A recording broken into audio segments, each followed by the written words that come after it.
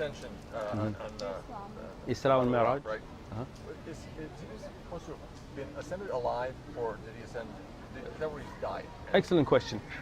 What's called Isra al-Mi'raj, when the Prophet ﷺ went from Mecca first to Jerusalem to Quds, and then not on the rock, but the rock sits now. Isn't that where the Dome of the Rock sits now? So the Dome of the Rock is where the place was, but it was not, the rock didn't float, for example, right? From it. From it, exactly.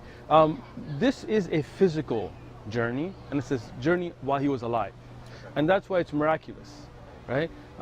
At that time, it would have been a very difficult idea for people to believe.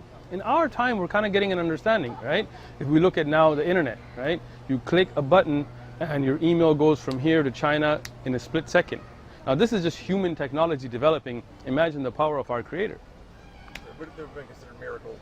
It was a miracle, no doubt, but today's technology would be considered miracles. It would have been, exactly.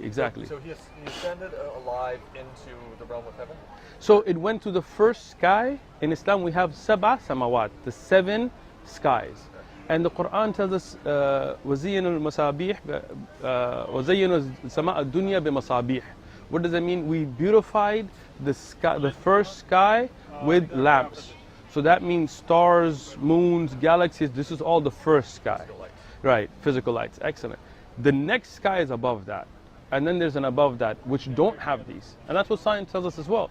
That past the universe that as we know it, there is blank emptiness, right? The more physics learns, the more scripture tends to be correct. Very interesting, right? So the Prophet went through all 7 above them to a place called Sidratul Muntaha, the end, where others couldn't go. Even the Prophet went with Gabriel couldn't go past that. And then past that, he spoke to our Creator, Allah, and Allah gave him certain commandments, and then he came back.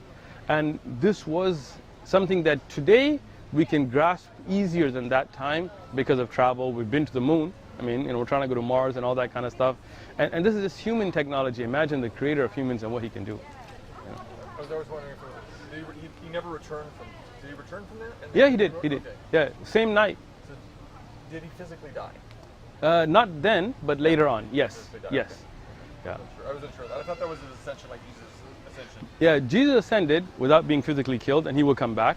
But the Prophet Muhammad, peace be upon him, ascended, came back the same night.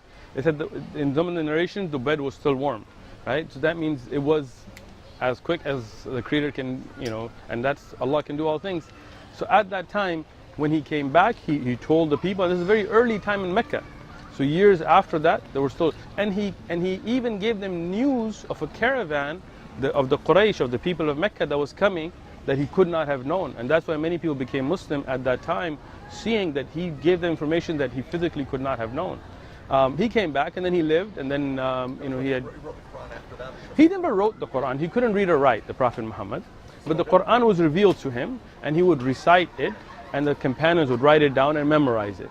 And that continued to go on until he was about 63 years of age, and then he. Similar to the Christian tradition, where it wasn't written down at the time, it was written down about 60 years. Well, not exactly. You are right about the Christian tradition, about 60, 70 to 100 years, Matthew, John, Luke, all of those. But in the Islamic tradition, it was written down in the presence of the Prophet Muhammad, peace be upon him, and it was compiled as a book in that first generation by Abu Bakr, who was the first. And about a year later from the death of the Prophet, it was already a standardized book. And a few years later after that, Uthman, same generation, same companions, sent manuscripts out to the Ummah, and we still have those. And unlike Christianity, in Quran was memorized letter by letter, word by word, by many of the companions during the presence of the Prophet. So there was never a disagreement because it was memorized.